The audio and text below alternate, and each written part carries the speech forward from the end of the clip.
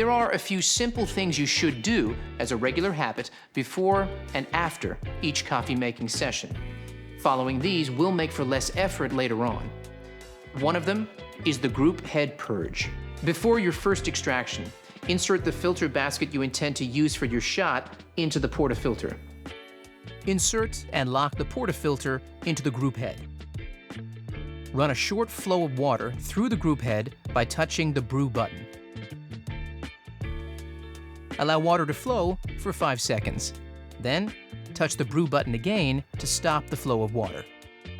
This will purge any ground coffee residue from the group head and stabilize the water temperature prior to extraction.